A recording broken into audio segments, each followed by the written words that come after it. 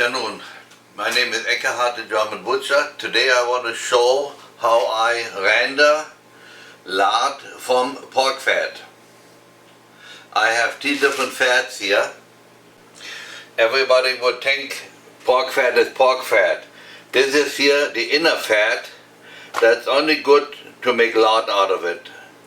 We never put it in any sausage. Then we have here back fat. That is also not that good for sausage, only for blood sausage, or sometimes you can add a little bit to the pork fat when you make sausage. And this is neck fat. So what I want to do today, neck fat is from the pork butt over here. That comes the neck fat.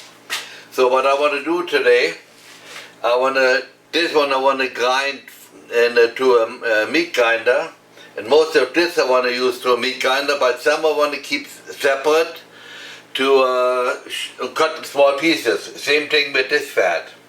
This fat you can use almost in any sausage. That is the best fat for hard salami, because the fat is completely different than this fat. This is much more solid. In my younger years, when they were butchered at home, they took the skin off from this and sewed it together and put sausage in it. In those days, nobody does that anymore. I want to show how you could peel it off like this. Really careful. The skin is pretty solid.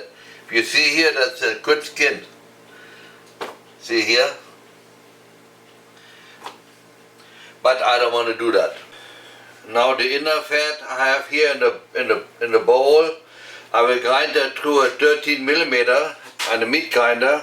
And this, as you see, I cut big chunks. I want to put it like this in the fat. I should have said I want to render it just like it is. So I've laid out nice crispy pieces. That's how it looks when you let it through a 13mm blade. Now I will put it in a big pot and render it. Now we have next morning. I rendered all my lard, and that was really a test. I was told once on Facebook that fat has water in just like lean meat. And of course I didn't believe it. But now I rendered the fat and I lost less than 5% on weight before and after.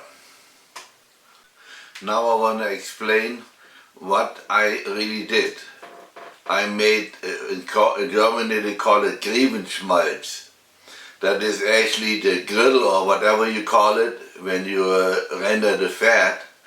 What's left over. I took it out when they were very light and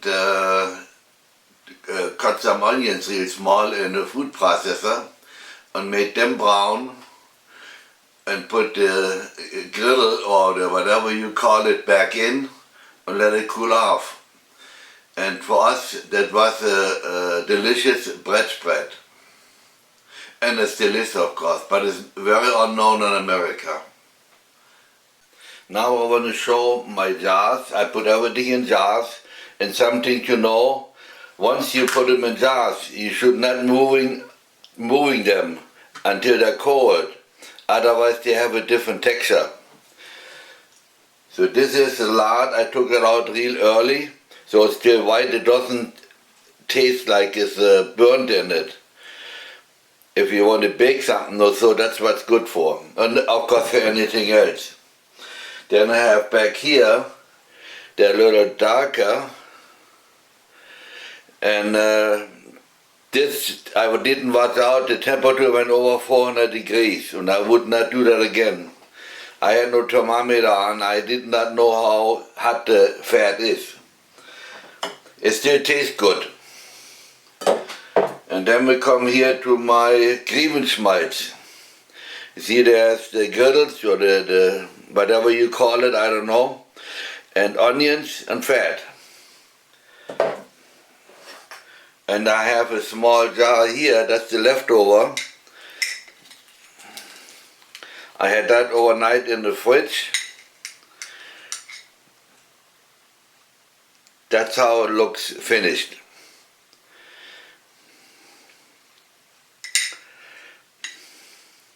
I want to have some in my mouth. It's very delicious.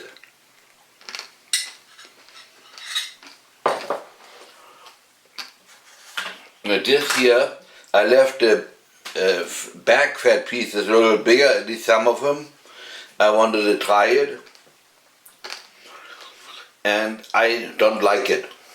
So I would never do this again. Maybe I did something wrong, I don't know. Maybe it was too hot. Now one more time, Griebenschmalz is a bread spread. If you try it once, I bet you do it again. It's a very good flavor because of the onions in it. And don't be shy to put onions in, put a lot in it. Those 4 jars, they had 4 big onions in there. In Germany, we always had it in the bowl and stirred it until it gets semi-cold. Like here, they have to set out the nut uneven because I had the grills in and then I put the fat on top, whatever I had left over. If you don't want that, just keep it in the little bowl, stir it until it's semi-cold, and then put it in jars, or wherever you want to put it in.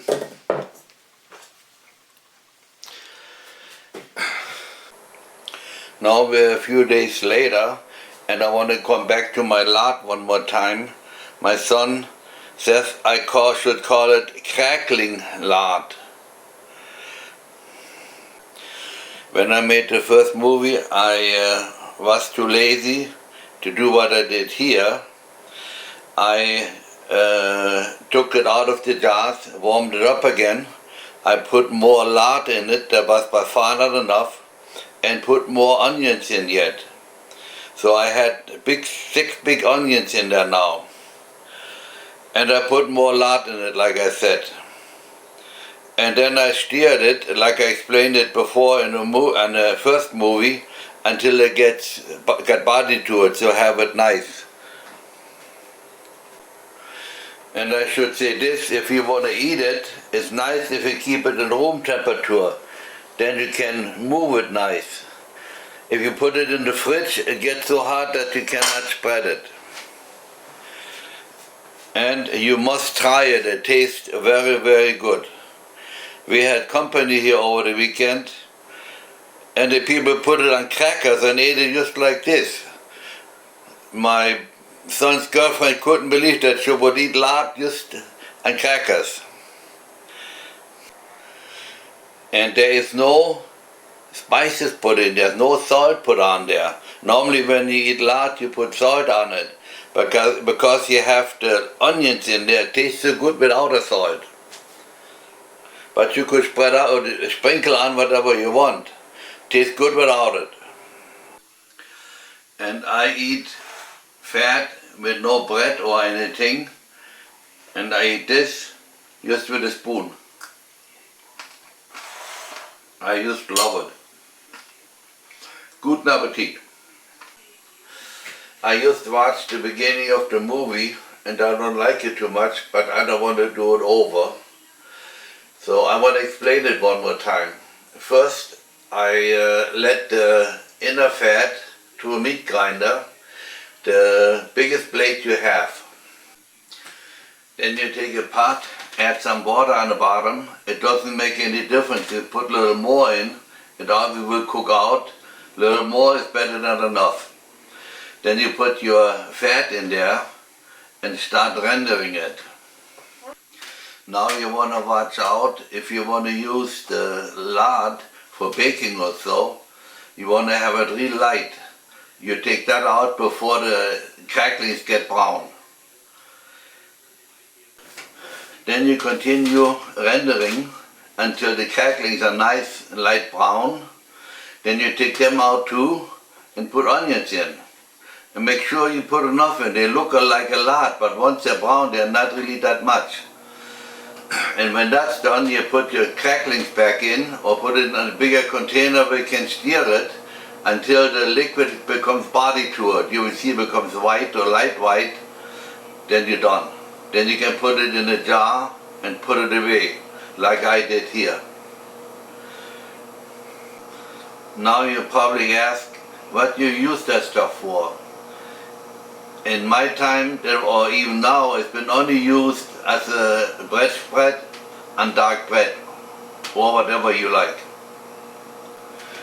Guten Appetit.